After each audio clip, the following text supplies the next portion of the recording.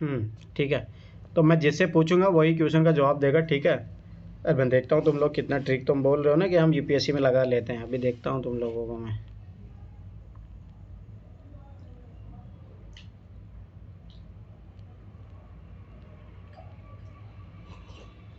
चलो आ जाओ नगीना, 24 का बताओ, 24 क्वेश्चन का आंसर बताना आपको कौन कौन सा ट्रिक्स है। ऐसे नॉलेज तो इसमें ऐसे भी नहीं है तुम्हारे पास इस क्वेश्चन के लिए, तो आप इसको ट्रिक से सोल्व करके मुझे बताओ। 24 नंबर क्वेश्चन बताओ नगीना।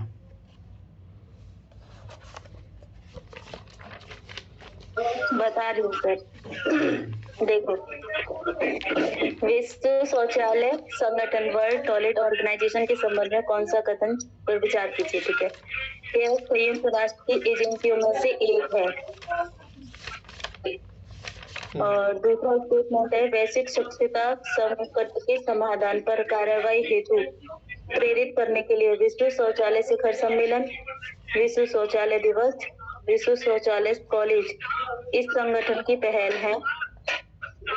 ओके, इसके कार्यों का मुख्य लक्ष्य कम विकसित देशों और विकासशील देशों को खुले में शौच की समाप्ति के लक्ष्य की प्राप्ति के लिए निधि प्रदान करना है। 1 मिनट रुपये, कौन आया ज्वाइन करने। बताओ। देखो सर, जितनी मुझे ट्रिक याद आ रही है, 3 में से तो 2 वाला सही था, एक तो वो है। इसके साथ जैसे संयुक्त राष्ट्र ऐसे करके कोई अथॉरिटी आती है तो उसको काटते हैं, ठीक है ना। तो उसके अकॉर्डिंग संयुक्त राष्ट्र की एजेंसी है, ये तो नहीं होगा। इसके अलावा लक्ष्य दे करके रखता है तो वो उसके सही होने की प्रोबेबिलिटी होती है। तो क्या होगा आंसर? आंसर सर बता रही हूँ, इसमें ना और लगा रहा है। देखो, वैश्विक स्वच्छता संकट के समाधान पर कार्रवाई हेतु प्रेरित करने के लिए विश्व शौचालय शिखर सम्मेलन, विश्व शौचालय दिवस और दिवस सम्मेलन कॉलेज। इसका सर कौन सा सही है? बताओ, तुम बताओ। मैं इसका तो 2 और 3 सही है सर इसका। अब देखो हो गई फेल। नहीं ना, इसीलिए मैं बता रहा हूँ तुम लोग, अभी जो मैं इसीलिए बोला मेरी क्लासेज जो जब तक तुम 5 बार नहीं देखोगे तुम लोगों को यही हाल रहने वाले हैं। और वाले में है ऊपर इसमें, पर वो एक सेम भी तो कह रहा है, सम्मेलन कह रहा है, दिवस कह रहा है, कॉलेज मैं कह बता रहा रहा हूँ, ध्यान से समझो। विश्व शौचालय संगठन वर्ल्ड टॉयलेट ऑर्गेनाइजेशन के संबंध में निम्नलिखित कथनों पर विचार कीजिए। अब देखो, विश्व शौचालय संगठन है, ठीक है, पहली बात, और कोई ऑर्गेनाइजेशन है। तो पहली चीज़ ट्रिक क्या होती है कि भाई संस्था हमेशा यूपीएससी में गलत होता है 99%, सबसे पहली चीज़, ठीक है। तो ये संस्था गलत करोगे। दूसरी बात देखो, मैंने क्या बोला था, ऑप्शन से भी सीखना होता है, तो ऑप्शन में यहाँ पे एक ही बात देती है, इसकी फ्रिक्वेंसी बहुत कम है तो ऐसे ही गलत होगा, तो ये गया अपना गलत, ठीक। अब देखो 2 और 3 है, अब इनमें से देखो सबाइश बताओ कौन सा सही होगा कौन सा गलत होगा, देखते हैं। वैश्विक स्वच्छता संकट के समाधान पर कार्रवाई हेतु प्रेरित करने के लिए विश्व शौचालय शिखर सम्मेलन, विश्व शौचालय दिवस और विश्व शौचालय कॉलेज इस संगठन की पहल है, ठीक है, इनिशिएटिव किया गया है। अब सबाई सी बात देखो, ध्यान समझना, विश्व शौचालय संगठन है। अब देखो शौचालय से अपन समझ रहे हैं ना कि भाई सबाई सी बात है, इसको थोड़ा अवेयरनेस फैलाएंगे उसके लेके है, तो सबाई सी बात है स्वच्छता संकट के समाधान के लिए तो एकदम पॉजिटिव है। तो मैंने क्या बोला था, पॉजिटिव को चीज़ है तो पॉजिटिव को पॉजिटिव इम्पैक्ट सही रहता है हमेशा। तो वैसे स्वच्छता संकट के समाधान पर कार्रवाई हेतु प्रेरित करने के लिए विश्व शौचालय शिखर सम्मेलन को सबमिट करेगा, स्वाभाविक सी बात है, अवेयरनेस फैलाने के लिए। विश्व शौचालय दिवस भी मनाएगा उसके लिए, और विश्व शौचालय कॉलेज इस संगठन का पहले इनिशिएटिव है। मैंने याद करो, मैंने बोला था उद्देश्य हो गया कि यह कोई चीज़ है। अरे एक चीज़ हमेशा याद रखना कि यूपीएससी जो क्वेश्चन में है हमेशा सिखाने का प्रयास करता है, ठीक है। वो एक न एक चीज़ जरूर उस चीज़ को एक्सप्लेन करेगा जो क्वेश्चन को ड्राइव कर रहा है। तो स्वाभाविक सी बात है भाई, इसको कहीं ना तो कहीं एक्सप्लेन करेगा। देखो ये फैक्चुअल थॉट है, संयुक्त राष्ट्र की जगह हो सकता है WHO, वर्ल्ड हेल्थ ऑर्गेनाइजेशन होगा, और मेरे अनुसार शायद जो भी है, पर तो ऐसा कुछ होगा। संयुक्त राष्ट्र तो नहीं होगा, ये तो श्योर है, क्योंकि ये शौचालय है, हेल्थ से रिलेटेड है, तो WHO क्यों नहीं होगा संयुक्त राष्ट्र की जगह। तो ये गलत गया। अब ये सही हो गया। अब देखो आगे, इसके कार्यों का मुख्य लक्ष्य, ठीक है, कम विकसित देशों। अब देखो ध्यान से समझना, ये चीज़ यूपीएससी के स्टेटमेंट बनाने का पर्पज़ को जरूर समझा करो, वो किस तरीके का स्टेटमेंट बना रहा है। इसके कार्यों का मुख्य लक्ष्य, जो मेन एम है, कम विकसित देशों और विकासशील देशों को खुले में शौच की समाप्ति के लक्ष्य की प्राप्ति के लिए निधि प्रदान करना। मैंने कितनी बार बोला है, अगर ऐसा कुछ रहेगा तो निधि प्रदान करना नहीं कभी। देखो इसका उद्देश्य अवेयरनेस प्रोग्राम फैलाना। ये फंड की जब भी याद बात आती है हमेशा गलत होता है स्टेटमेंट। जाके पीवाई की जाके देखो, आंसर ये आएगा। पता लग गया तुम लोग है ना। मैं फिर 12 बता रहा हूँ, ये चीज़ समझो, ये लॉजिक है। ये पेपर मैं फिर बता रहा हूँ, देखो अब ये चीज़ है ना PD 360 में पढ़ोगे ना तब भी क्वेश्चन सही नहीं कर पाओगे, पर मेरी ट्रिक सीख लिए तो आप आराम से कर पाओगे। अब यही है ना, तुम लोग इस तरीके सीखोगे नहीं तो कैसे काम चलेगा बताइए। अब देखो एक और क्वेश्चन पूछता हूँ तुम लोगों से। मैं फिर बार बार बता रहा हूँ, ये चीज़ समझो, क्वेश्चनों को करने का पैटर्न अपना चेंज करो। अभी तुम लोग नॉलेज के पीछे भागोगे तो ऐसे मरोगे।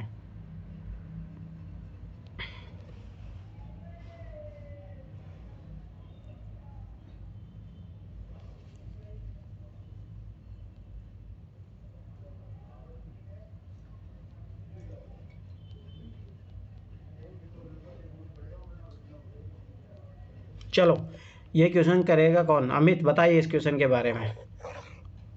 ट्रिक से करना ना कि नॉलेज से, पहली बात।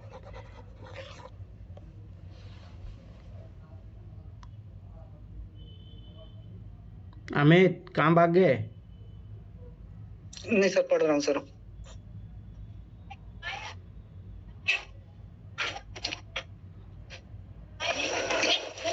इसमें तो पहला है कि सर कि 3 में से 1 सही होने की संभावना है सर, और केवल 2 और 3 सही है सर। 2 और 3 तुम्हें आंसर पता, मैं वो पूछ ही नहीं रहा हूँ। How you drive your answer, मैं वो पूछ रहा हूँ। कैसे आप उस आंसर तक पूछे? आंसर नहीं जानना वो तो मुझे उससे क्या मतलब है? इसमें तो सर ये तथागत बुद्ध को ही कहा जाता है सर, एक तो है सर, और दूसरा शाक्य मुनि, ठीक है सर। और नायपुत के बारे में मुझे नहीं मालूम है सर।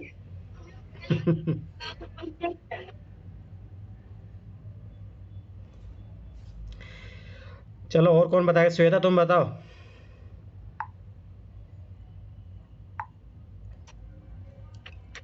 प्राचीन भारत के संदर्भ में किन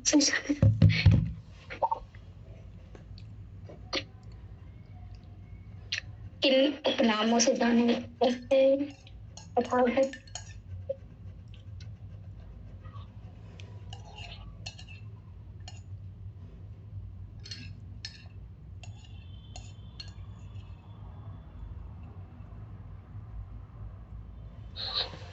अब देख लो तुम लोगों को ये हाल है सर। जैसे ही 1 नंबर कटता है ना सर, तो एक ए और सी तो कट बात जाता है वो सर। नहीं, वो कट क्यों रहा है? ये क्यों कटे, ये कौन बताएगा?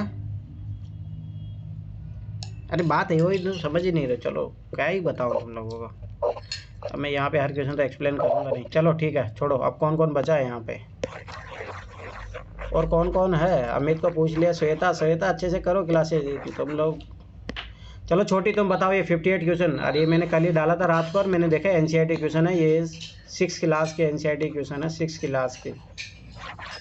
बताओ छोटी बताइए 58 क्वेश्चन।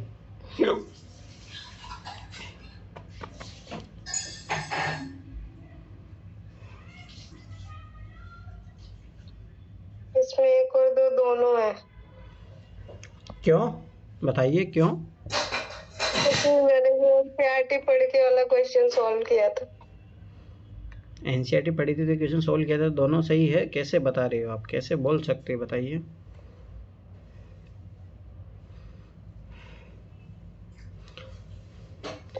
चलो नगीना तुम बताओ। नगीना और कौन कौन है एक बार ये देखो तो सही यहाँ पे कौन कौन है। रोहित तुम रेडी हो जाओ, पहले रोहित बताएगा, तरुणम बताएगी। रोहित और तरुणम, पहले रोहित तुम बताओ क्या होगा इसका आंसर। सर बस मैं इसी में कंफ्यूज हूँ कि उपनिषदों की रचना पुराणों से पहले हुई थी। कंफ्यूज हूँ क्या बताऊँ। ऊपर वाला जो है पहला ऑप्शन, उपनिषदों में कोई नीति कथा पैराबल नहीं है, तो इसमें लिखा है कि कोई नीति कथा है, तो ये थोड़ा संशय में है। तो ये हमें नहीं लग रहा है कि ये सही होगा पहला। दूसरा ही सही है सर, केवल 2। अरे बात तुम लोग समझ नहीं रहे हो। अरे मैं ये क्वेश्चन नहीं पूछ रहा हूँ, आप ये सोचो कि ट्रिक से कैसे क्वेश्चन सॉल्व होगा। मैंने क्या सिखाया है तुम लोगों को, हाँ हाँ सर। आप बताओ। कोई शब्द है इसलिए। हाँ, कोई शब्द है इसलिए ये सही नहीं है, ये ज्यादा बढ़ा चढ़ा के दिया गया है इसमें। कोई नीति कथा नहीं, मतलब कोई नीति कथा का मतलब ही नहीं हो तो सवाल ही नहीं उठता है कि कोई नीति कथा। तो ठीक जो है, कोई है ये ना, मान के चलो 10% है, तुमने ट्रिक को समझा, और बताओ।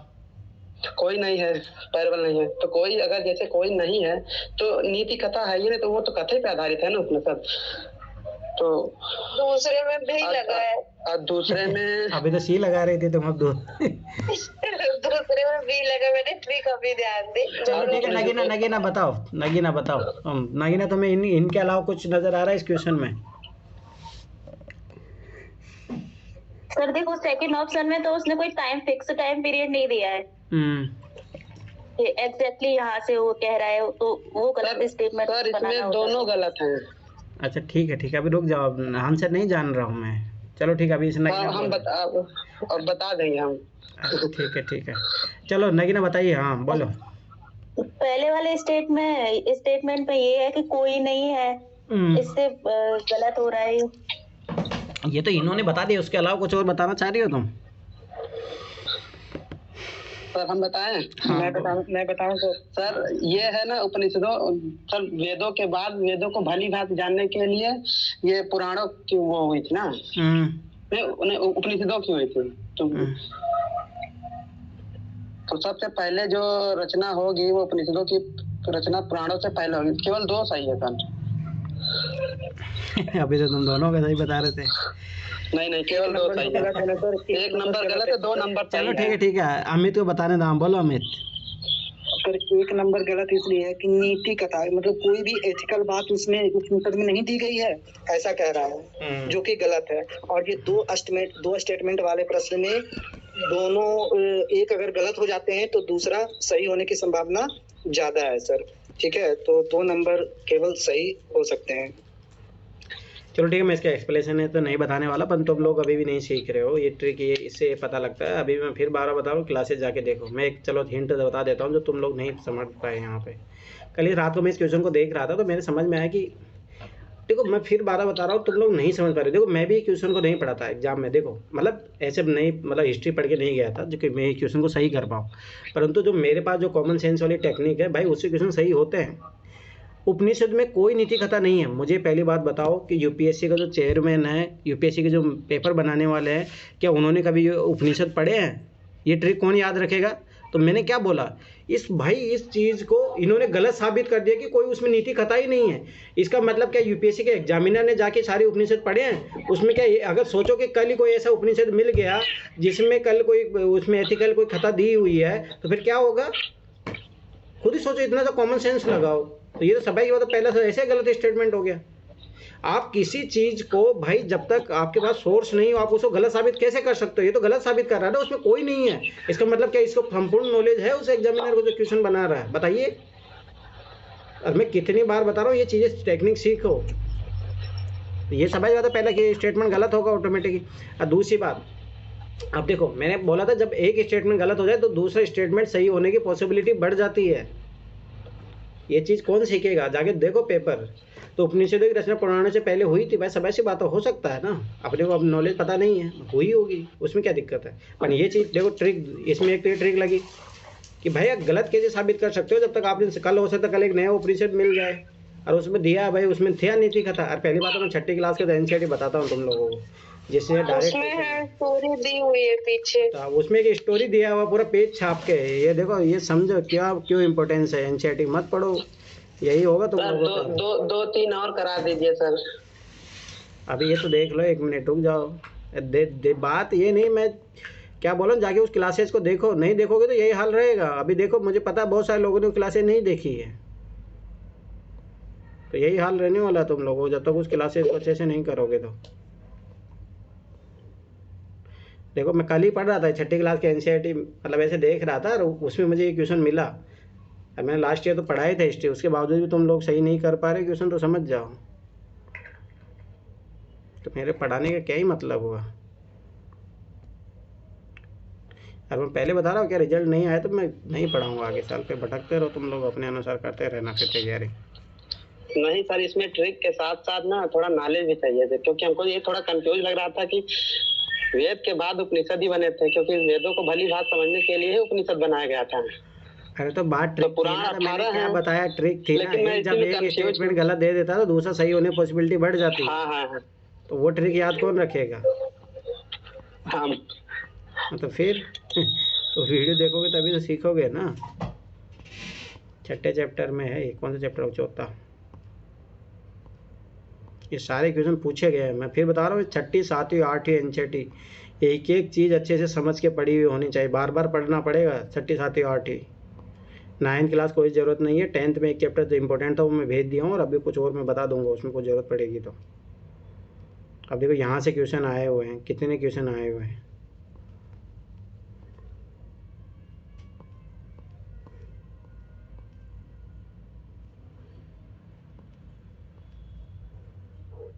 देखो ये रहा उपनिषद। मैं फिर 12 बता रहा हूँ, नहीं पढ़ोगे तो यही हाल रहेगा। डायरेक्ट दिया, देखो उपनिषद। अब कौन जागा है भाई? छोटी। देखो इधर उपनिषद है, क्वेश्चन देखो। जिस समय बुद्ध उपदेश दे रहे थे उसी समय या उससे भी थोड़ा पहले दूसरे अन्य चिंतक भी कठिन प्रश्नों का उत्तर ढूंढने का प्रयास कर रहे थे। अब याद करो कि बुद्ध किस टाइम था, ठीक है। अब देखो मैं फिर बता रहा हूँ, यूपीएससी पूछता है एनसीईआरटी से क्वेश्चन है, परंतु थोड़ा समझ होगी तब अच्छे से कर पाओगे। उनमें से कुछ मृत्यु के बाद के जीवन के बारे में जानना चाहते थे, जबकि अन्य यज्ञों की उपयोगिता के बारे में जानने को उत्सुक थे, ठीक है। इनमें से अधिकांश चिंतकों का यह मानना है था कि इस विश्व में कुछ तो ऐसा है जो कि स्थायी है और जो मृत्यु के बाद भी बचा रहता है। उन्होंने इसका वर्णन आत्मा तथा ब्रह्मा अथवा सार्वभौम आत्मा के रूप में किया है। वे मानते थे कि अंततः आत्मा तथा ब्रह्मा एक ही है। ऐसे कई विचारों का संकलन उपनिषदों में हुआ, ठीक है। उपनिषद उत्तर वैदिक ग्रंथों का हिस्सा थे, आप समझ रहे हो। तो भाई सबाई सी बात है, पुराणों से पहले थे ना। पुराण कब आए थे? उपनिषदों का शाब्दिक अर्थ है गुरु के समीप बैठना। इन ग्रंथों में अध्यापकों और विद्यार्थियों के बीच के बातचीत का संकलन किया गया है। प्रायः विचार सामान्य वार्तालाप के रूप में प्रस्तुत किया गया। अब देखो ध्यान समझना, उपनिषद जो है लिखे गए हैं, और ये पुराण जो है लिखे गए हैं, ठीक है। उपनिषद होते थे लोग ओनली, जो मतलब बड़े बड़े उस टाइम के संत होते थे वो ओनली चर्चा करते थे, तो मतलब लिखे गए रूप में बहुत कम मिलता है ये चीज़, ठीक है। अब देखो यहाँ पे यह वार्तालाप छांगने उपनिषद नामक प्रसिद्ध उपनिषद की एक कहानी पर आधारित है। बोलो पहला स्टेटमेंट गलत हुआ नहीं हुआ?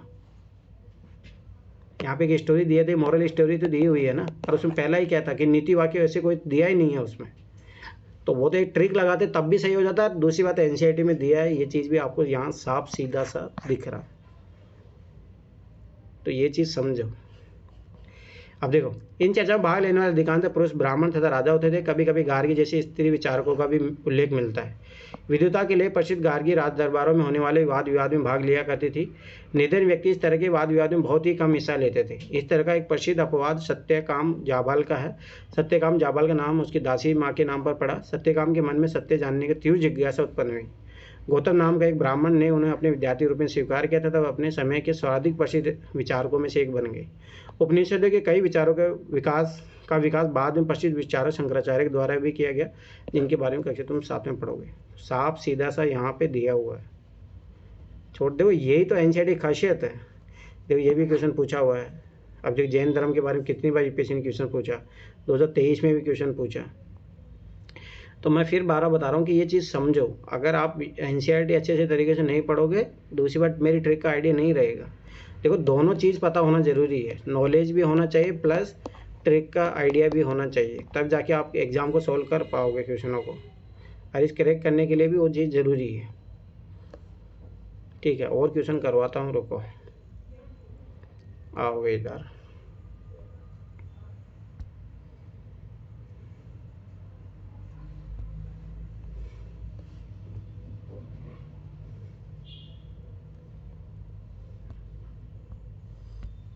मैं फिर बार बता रहा हूँ, एग्ज़ाम निकालने के लिए आपको उस लेवल पे पहुँचना ही पड़ेगा।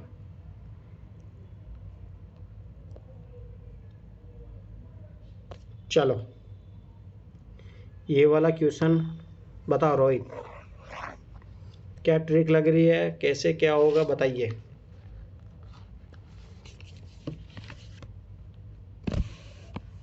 अब देखता हूँ तुम लोग इसमें लगाओ ट्रिक। कहाँ भाग गए रोहित? रोहित है? भागा नहीं हूँ। बताइए तो बताइए इसमें कौन सा लगेगा।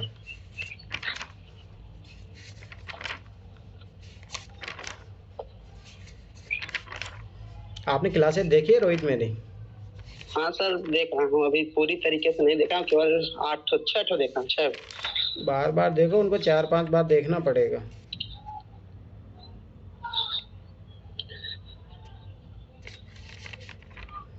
सही किसी का पेपर नहीं है। क्वेश्चन आधा कट रहा है सर, पूरा नहीं दिख रहा सर। क्यों, किसको नहीं? सबको दिख रहा है या अमित को दिक्कत आ रही है? बताइए। सर क्लियर है। अमित तुम्हारी साइड दिक्कत है? नहीं सर, मतलब इसको आपने जूम ज्यादा किया हुआ है। लो अब देखो। सर इसमें सर केवल बी ऑप्शन मुझे सही लग रहा है, क्योंकि सर ये 3 ऑप्शन में से 2 ही सही रहते हैं, 3 फैक्ट 2 सही। अच्छा। अब पहला है डोनी पोलो विमानपत्तनम, ये हमने कभी सुना ही नहीं है। इसका नाम कुशीनगर का सुना है अंतर्राष्ट्रीय विमानपत्तनम, और विजयवाड़ा कुशीनगर में, क्योंकि बुद्ध का वो है वहाँ बन रहा है। और विजयवाड़ा आंध्र प्रदेश में है, वहाँ वो है हम्पी, उसके लिए है। तो क्या आंसर होगा? तो ये ग्रीन। चलो ठीक है, नहीं तुम नहीं लगा पाए ट्रिक। चलो ठीक है, नगीना बताओ।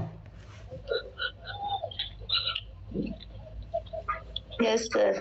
देखो सर, 2 स्टेटमेंट वाला है, ठीक है, और कॉरियोलिस बल के बारे में पूछ रहा है ये PYQ से। अरे मैं ये पूछ रहा हूँ, तुम कहाँ सो रही हो?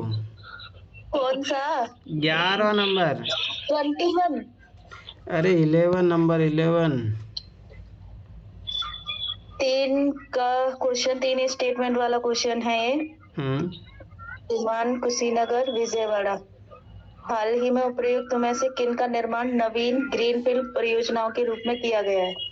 हाल ही में किया गया है।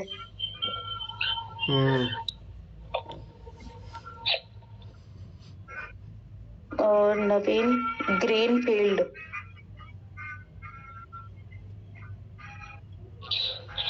सर इसमें एक और समानता है, ये अंतर्राष्ट्रीय है दोनों। इसका सही तो नहीं लग लगा पा रहे रहा, मुझे भी नहीं आइडिया लग रहा सर इसका तो। और क्लास मत देखो, ऐसे ही होगा। और कौन है? अमित? हाँ सर। ये देखिए 2 और 3 में है अंतर्राष्ट्रीय विमानपत्तन, इन दोनों में से कोई एक ही होने वाला है। और 1 नंबर शायद अपना सही है, 1 और 3 हो सकता है सर। 1 और 3 सही होगा? अच्छा। चलो ठीक है, और कोई बचा जो इसमें लगाना चाहता है कि मुझे आता है ट्रिक? कोई बताएगा मुझे? सर नवीन ग्रीनफील्ड है तो नई चीज को डिफाइन कर रहा है, तो कुशीनगर अंतर्राष्ट्रीय विमानपत्तन सही होगा और 2 गलत होगा। चलो ठीक है, गलत है तुम सब लोगों का आंसर। अब मैं बताता हूँ, तुम लोग सीखे ही नहीं है इसको, ट्रिक को।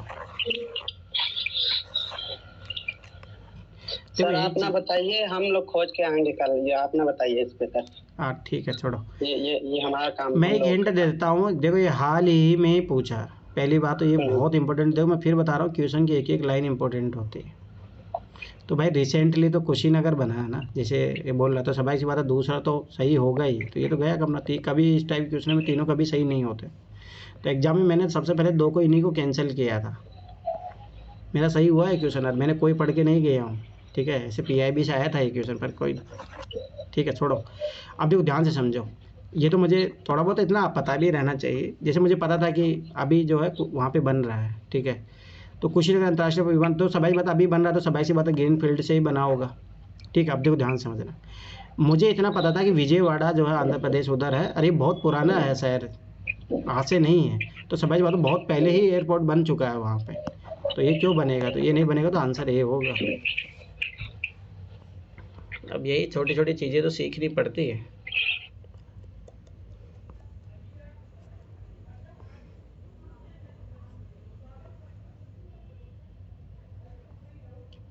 चलो 25 नंबर का क्वेश्चन करो।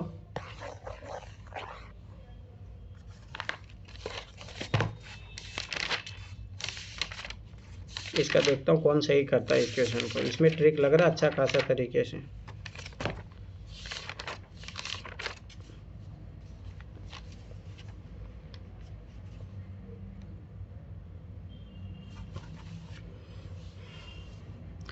कौन कौन है अभी क्लास में? तरुणाम, छोटी, रोहित, अमित, नगीना, श्वेता। कौन करेगा इस क्वेश्चन को बताइए? हम करेंगे। बताओ। रुकिए रुकिए।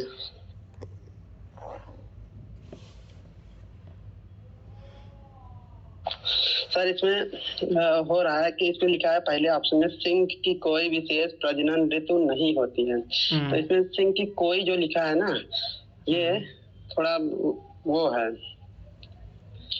क्योंकि ऐसा तो है नहीं कि जब चाहे तब वो हो जाए।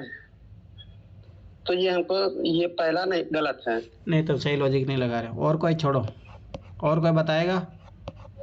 जी सर मैं बता रहा हूँ सर।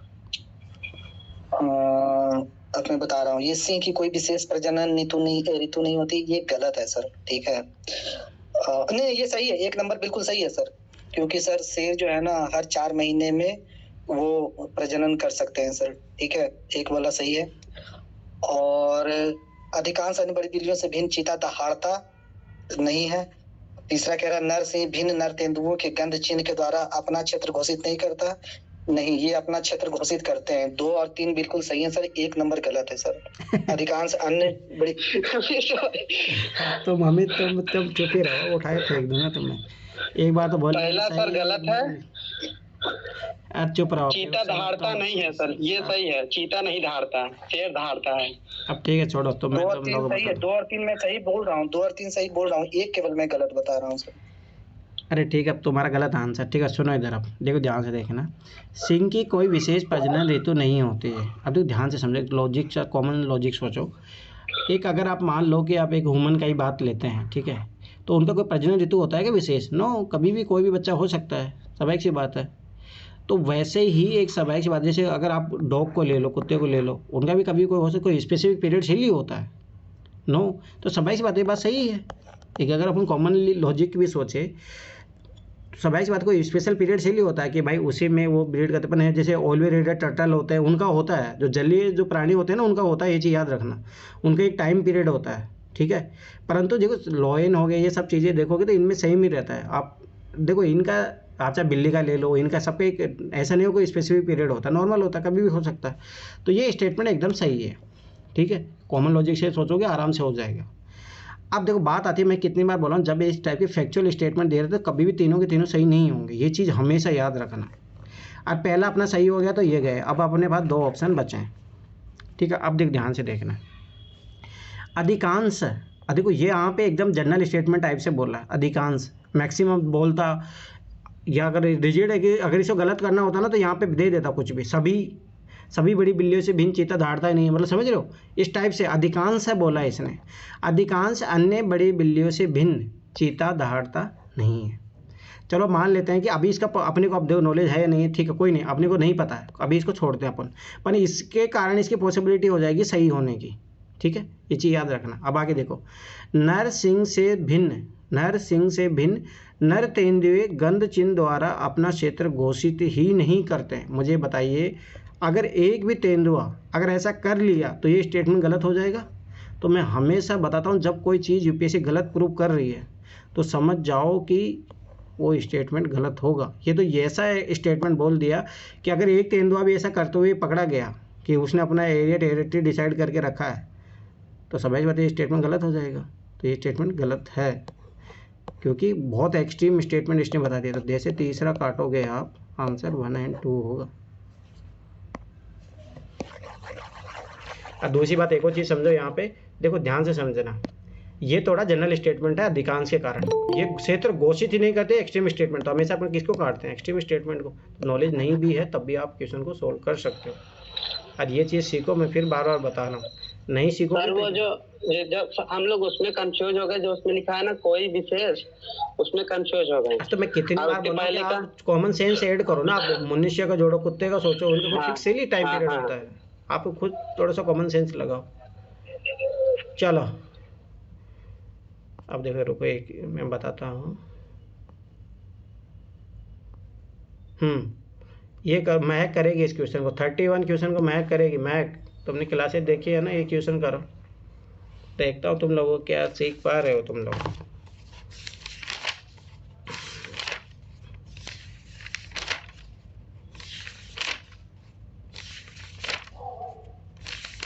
और मैं फिर बार बार बता रहा हूँ, ऐसे नहीं करोगे तो भाई अब देखो ये मेरा क्वेश्चन सही हुआ नहीं तो मैं कुछ पढ़ा हूँ ना कुछ है, ऐसे डाउन टू अर्थ मैगजीन से है ये क्वेश्चन। परंतु मैं फिर बार बार बता रहा हूँ, बिना पढ़े भी क्वेश्चन सही होते हैं। वो कैसे होते हैं ये जब तक नहीं सीखोगे, नहीं तो ये 70 to 80% यूपीएससी क्वेश्चन आपको लगेंगे, कितना पढ़ के चले जाओ हवा नहीं लगेगी। महक बताइए इस क्वेश्चन का कैसे आंसर कर। तीसरा वाला ऑप्शन तो ठीक है सर इसका। क्यों सही है ये बताइए। क्योंकि सर लास्ट में किया जा सकता है और एक वर्ड भी आ गया। हाँ ठीक है, आपने एक ट्रिक पकड़ा, यहाँ पे सकता भी है और एक उत्पाद भी है, ठीक है। और आरटीसी लघु विखंडन रिएक्टर का प्रयोग अंतरिक्ष के अनुभव प्रणाली को प्रस्तुत करने के लिए और एक लघु विखंडन सर इसका सर ये जो सेकंड वाला है सर इसकी एक्सप्लेनेशन इंग्लिश में नहीं मिल सकती लो, क्योंकि हिंदी में तो कोई आ नहीं रही समझ में। RTG are used for powering the onboard system of this sir मैं तो इसका भी मारूंगी। क्यों। Are used for onboard systems for अंतरिक्ष में यूज होता है सर इसलिए। तो नहीं लगा पा रही ट्रिक। हम लगाए सर हम लगा लेंगे इसमें। हाँ बताइए। पर हिंदी वाला करिए थोड़ा। हाँ सर, उसमें लिखा है विकिरण समस्थानिक ताप वैद्युत जनरेटर। तो इसमें जो पहला ऑप्शन है ना आरटीजीएस लघु विखंडन रिएक्टर, तो विखंडन जो होता है वो परमाणु में होता है, ताप में नहीं होता। तो ये पहला ऑप्शन गलत है। अच्छा, मेरे समझ से तो सही है कि नहीं, ताप वैद्युत जनरेटर बोल रहा है इसमें। और जनरेटर जो है विखंडन कुछ नहीं करता है, वो रिएक्टर में होता है, यूरेनियम में विखंडन होता है, इसलिए पहला गलत है। और दूसरा जो है आरटीजीएस का प्रयोग अंतरिक्ष यानों के ऑन बोर्ड प्रणालियों को विद्युत आपूर्ति करने के लिए होता है। यानी जब विमान जब उड़ने से पहले वो क्या कहते हैं उसमें विद्युत यान देते हैं। दूसरा इसलिए सही है क्योंकि वो जनरेटर चलाकर उसको विद्युत आपूर्ति करने के लिए ही होता है। ये दूसरा सही हो सकता है। दूसरा और तीसरा, पहला गलत है। और तीसरा सर इसमें लिखा है कि आरटीजीएस में प्लूटोनियम 238 का उपयोग किया जा सकता है। कभी भी किया जा सकता है, आज नहीं हो रहा है कल होगा। शस्त्र विकास के लिए प्लूटोनियम 238 का जो उसका वो होता है उसको समस्थानिक उसको निकाल के वो बना सकते हैं परमाणु बम। तो मेरे समझ से 2 और 3 सही है। ठीक है, और कोई बताएगा इसके अलावा। एक इसलिए गलत है क्योंकि सर यहाँ लघु और दीर्घ में ना ये एक्सचेंज करते हैं सर, ठीक है। तो एक नंबर इसमें गलत इस तरीके से हो सकता है सर, क्योंकि ये लघु विखंडन नहीं, ये दीर्घ विखंडन होता है सर। ये परमाणु वाला होता है ना, दीर्घ विखंडन में होता है सर। और अपना तीसरा भी सही है, दूसरा सही है सर, एक नंबर केवल शायद गलत है। ठीक है, देखो हमेशा एक चीज़ रखना कि तीनों याद करो, साइंस के application, general statement, possible statement तब होता है। ठीक है, पहली बात। आरटीजीएस में प्लूटोनियम 238 उपयोग किया जा सकता है, पॉसिबल बोल रहा है जो शस्त्र विकास की उत्पाद है, खत्म बात है। तो ये सब है। अब देखो इन दोनों में से एक सही होगा। ठीक है, अब देखो मैं फिर बता रहा हूँ, हमेशा इस चीज़ें पे जाया करो। अब यहाँ पे दोनों में से कौन सही हो सकता है। अब देखो ध्यान से देखना, आरटीजीएस लघु विखंडन रिएक्टर है, लघु है, यहाँ पे आराम से चेंज कर सकता है। ठीक है, पहले इजीली और यूपीएससी इस टाइप का इजीली रिप्लेस करता है। ठीक है, अब यहाँ देखते हैं आरटीजीएस का प्रयोग अंतरिक्ष यानों के ऑन बोर्ड प्रणालियों को विद्युत आपूर्ति करने के लिए होता है। मैं कितनी बार बोला हूँ, ये एप्लीकेशन सिखा रहा है।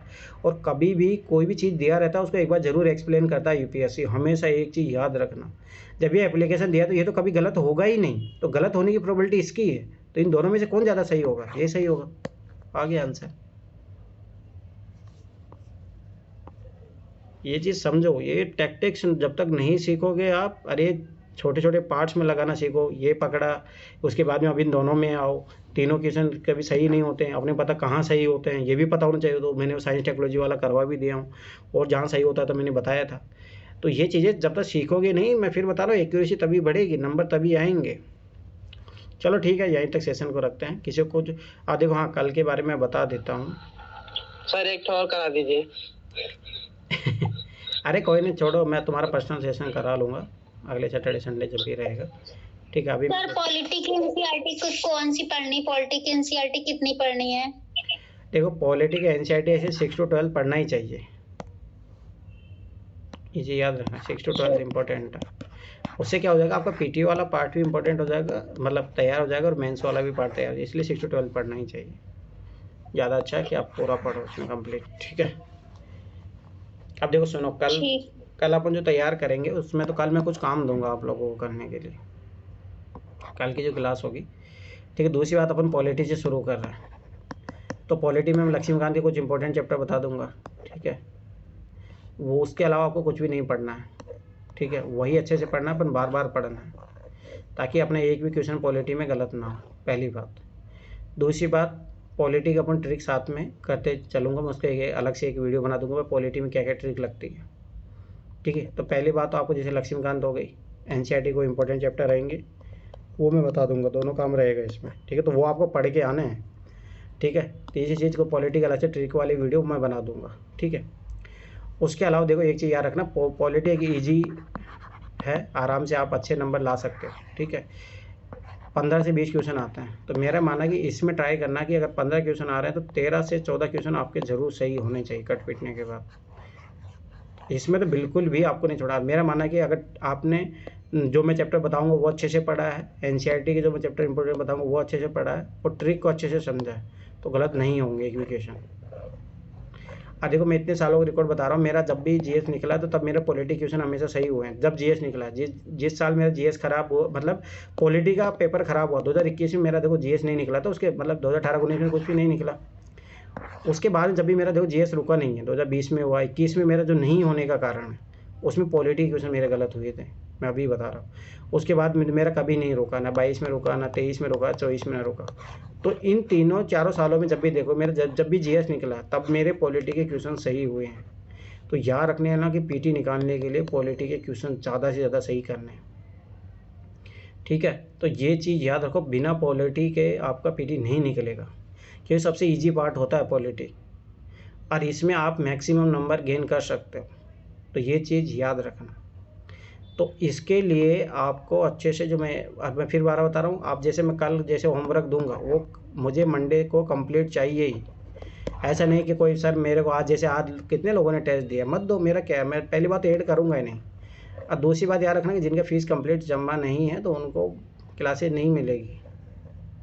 तीसरी बात, जो काम नहीं करके आएगा, रेगुलर नहीं रहेगा, उसको भी क्लासेज नहीं मिलेगी। सीधा सिंपल सा फॉर्मूला है। देखो मतलब है नहीं ना, फिर क्लास देख के क्या कर लोगे, जब मैं बोल रहा हूँ कि भाई ये चैप्टर पढ़ के आ जाना, ठीक है, तब को तुम लोग वो काम करके नहीं आओगे तो कैसे क्या फ़ायदा होगा, ठीक है। तो ये चीज़ याद रखना, सिंपल लॉजिक है। दूसरी बात, 1 मार्च से लेके 24 मई तक, 25 मई को एग्ज़ाम है ना, 24 मई तक जो मैं बोलूँगा वो काम ज़रूर करके आना है। दूसरी बात, विदाउट माई परमिशन कोई भी फालतू चीज़ें नहीं पढ़ेगा, मेरे से कंसीडर किए बना कोई भी कुछ फालतू चीज़ें नहीं पढ़ेगा कि मैं ये पढ़ रहा हूँ। मैं जितना बोल रहा हूँ उतना पढ़ लोगे, 120+ नंबर आएंगे, ठीक है। अगर कोई एक्स्ट्रा कर रहा है तो मेरे को पहले बताएगा कि सर मैं ये कर रहा हूँ, पर पहले मैं याद रखना कि मेरे टारगेट होने के बाद जो करना करो, मुझे उससे मतलब नहीं है, पर मेरे को बता के करोगे, करना भी है तो। पर पहले ऐसा नहीं कि तुम अपना पर्सनल टारगेट करने में लगे हुए हैं, ठीक है। तो ऐसा नहीं होगा, आप पहले मेरा टारगेट कंप्लीट करो, उसके बाद जो करना करो, कर रहे हो तो मेरे को बताओ, ताकि तुम लोगों को पता तो रहे ना। तुम लोगों का यही चीज़ तुम समझ में नहीं आता है कि कोई कुछ कर रहा है, आज टेस्ट नहीं दिए हो तो भूल जाओ, ठीक है। मैं भी कंसीडर नहीं करूँगा। तो अभी जो आज जो टेस्ट दिया, निखिल दिया है टेस्ट, सना ने दिया है, और नगीना लापरवाही की है। ओनली 3 लोगों का टेस्ट का स्कोर मेरे पास सबमिट हुआ है आज। तो मैं समझ बात, मैं इन्हीं को प्रायोरिटी दूंगा, मैं दूंगा ही नहीं। और जो टेस्ट नहीं दे रहे, समझ सी बात, मैं क्यों करूँगा। सर सबमिट भी करना है क्या? सबमिट करने का मतलब मुझे बताओ ना, आप कितने सही हुए, कितने हम दिए हैं सर, मेरा स्कोर बहुत गंदा है, मेरे में समय ज़्यादा लग रहा है। बात ये नहीं है, 2 घंटे में आपको बैठ के करना था, विद ओमार करना था, और आपको कितने सही हुए हैं, कितने आपने अटेम्प्ट किए हैं, कितने आपका गलत हुए हैं, कितने आपके करेक्ट हुए हैं, वो सब मेरे को बताओगे। ठीक है नहीं सर। तो वो चीज़ याद रखना, मैं तो मानूंगा ना, आपने दिया ही नहीं, खत्म बात। चलो ठीक है, किसी कुछ पूछना हो तो पूछो, बताओ, किसी कुछ पूछना हो। और मैं पहले बता रहा हूँ, क्लास में सब सबमिट रहना। हाँ बोलो अमित। हाँ सर, कल से पहले क्या करने वाले हैं सर? तो पहले तो तुम्हें बता, तुमने टेस्ट क्यों नहीं दिया? सर मैं आज थोड़ा बाहर चला गया था सर मैं। ठीक है, तो बाहर ही रहो, क्लासेज नहीं मिलेगी तुम्हें। मैं साफ बता रहा हूँ कि बार नहीं नहीं मजाक चलेगा। महक तुमने क्यों नहीं दिया टेस्ट?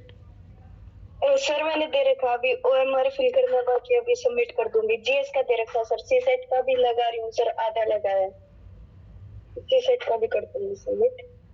ठीक है, तो मुझे टेस्ट सबमिट चाहिए, इसे याद रखना। बिना टेस्ट सबमिट मैं क्लासेज ओके एक्सेस ही नहीं दूंगा। ठीक है, किसी को पूछना है? बोलो अमित, क्या बोल रहे हो? कल से अपना क्या शुरू होने वाला है सर? क्वालिटी शुरू होने वाला, बताइए। सर क्या देंगे उसमें, जल्दी से दे दीजिए, तुरंत तैयार कर लिया जाए। आज ही दे दूँ क्या? हाँ सर, हाँ सर। आज दे दीजिए, कल पूछ लीजिए। हाँ सर, आज ही दे दो। चलो ठीक है, मैं बताता हूँ, सुनो उसमें क्या करना है, 1 मिनट रुको।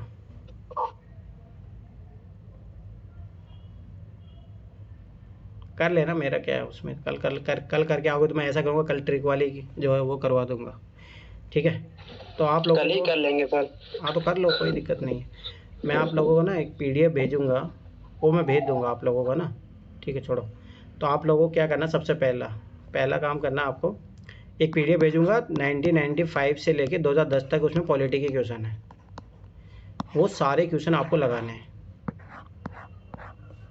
ठीक है, पहला काम तो आपका ये है, वो सारे क्वेश्चन आपको अच्छे तरीके से सॉल्व करके आना है। सही गलत है उसकी टेंशन मत लेना। फिर उसके बाद भी आप सॉल्व करोगे 2011 से लेकर 2024 तक जो पॉलिटी के क्वेश्चन आए हैं, ये दोनों काम आपको कल करके आना है। ये PDF मैं भेज दूंगा, ये 2011 से लेकर 2024 तक का पेपर है, उसमें से पॉलिटी क्वेश्चन छाट के कर लेना। सही गलत है टेंशन मतलब, इसमें टाइम कितना लो कोई कुछ नहीं, करके आना बस इनको अच्छे तरीके से। जैसे अभी मैं PDF खोल के बता देता हूँ एक बार को, क्या नाम है,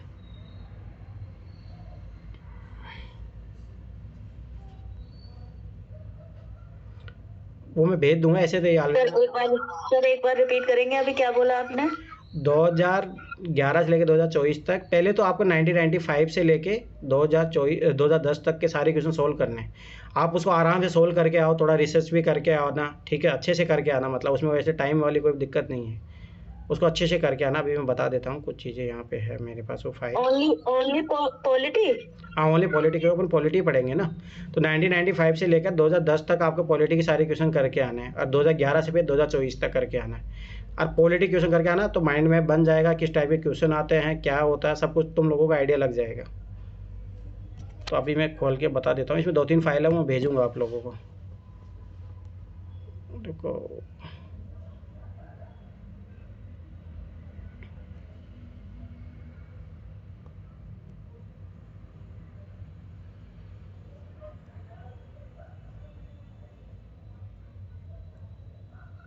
ये फाइलें मैं भेज दूंगा, वैसे मैंने पहले भेजा हुआ है, पर कोई नहीं, दोबारा भेज दूंगा ये चीज़। ये करके आना, परंतु ज़रूर करके आओगे, फ़ायदा मिलेगा। फिर अपन धीरे धीरे डेली काम करेंगे चैप्टर वाइज। ये देखो, ये चैप्टर है, इससे किस टाइप क्वेश्चन आया, आगे क्या क्वेश्चन बन सकता है, तो उस तरीके से अपन अच्छे तरीके से काम करेंगे, तो मेरा माना कि अच्छा खासा आपका पकड़ हो जाएगा।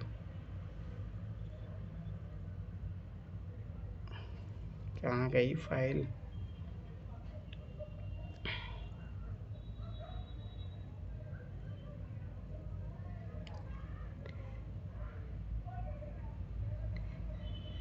ये मॉडर्न हिस्ट्री का है, Indian economy, panchayati raj, tertiary sector, Indian industrial, agriculture, geography, world polity, PYQ। ये रहा, दिक्कत आ क्यों रहा है, रुको 1 मिनट।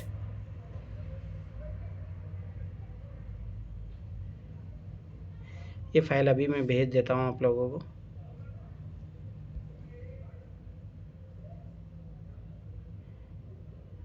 एक जो 1995 से लेकर 2010 तक का जो है, आपको ये सोल्व करके आना है। क्या दिक्कत हो रही है, डाउनलोड होने में।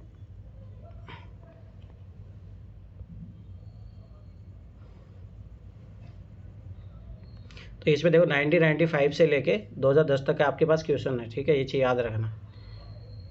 बाइलिंगुअल है तो इन क्वेश्चनों पे काम करके आना, बहुत फ़ायदा मिलेगा, मैं पहले बता रहा हूँ। एक तो आपका क्लियर हो जाएगा, फिर जो मैं बताऊँगा ना वो चीज़ें समझ में आएगी कि ये चैप्टर क्यों इंपॉर्टेंट मैं लक्ष्मीकांत का बता रहा हूँ, वो इन्हीं के बेस पे मैं बताऊँगा, क्योंकि वो काम मैं ऑलरेडी करके रखा हूँ, ठीक है। तो ये चीज़ याद रखना। तो ये क्वेश्चन सारे करके आओगे आप, ठीक है। इसने कुछ नहीं चला, इसने कुछ कुछ जोड़ के तो रखा है। अच्छा, इसने जोड़ा है 2022 तक जोड़ के रख दिया था इसने, ठीक है। तो ये सारे क्वेश्चन लगभग यहीं से मिल जाएंगे आप लोगों को, ठीक है। तो ये क्वेश्चन सारे लगाना, तो इससे आप लोगों को समझ में आ जाएगा कि पॉलिटी के क्वेश्चन क्यों इंपॉर्टेंट है, कौन सा चैप्टर इंपॉर्टेंट है, सारा है इसी में कर लेना, एक ही फाइल में है तुम्हारे पास। कुछ जो बचेंगे वो क्वेश्चन कर लेना, और पेपर से छाट के जितना उसने किया है उतना तो है इसमें। पंचायती राज वाला भी मैं भेजूंगा, वो भी पॉलिटी का ही पार्ट है। तो ये बहुत अच्छे अच्छे क्वेश्चन है, देखना कि आप लोगों की आंख भी खुलेगी कि कितने क्वेश्चन जो है हर साल रिपीट हो जाते हैं, डायरेक्ट रिपीट हो रहे हैं।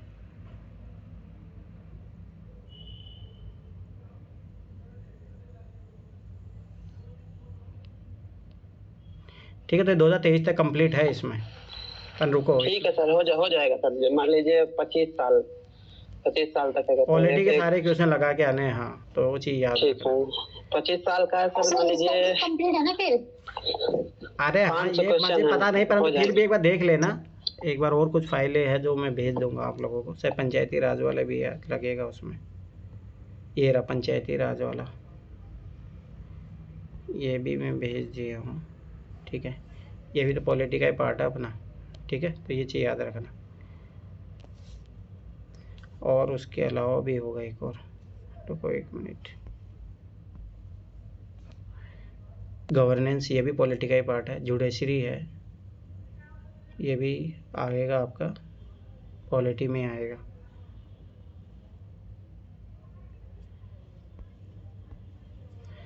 और कौन सा, जुडिशरी, गवर्नेंस भेज दिया, NCST, CCA, data entry, geometry, governance भेज दिया ना। जुडिशरी और medical, modern history, panchayati raj, physical geography, reasoning, time, polity हो गया, world political geography, geography of India, agriculture national, tertiary poverty and planning, structure, Indian national movement, physics, chemistry issue, ठीक है। तो ये सारा भेज दिया हूँ, पॉलिटी को सारे भेज दिया हूँ, वो कर लेना।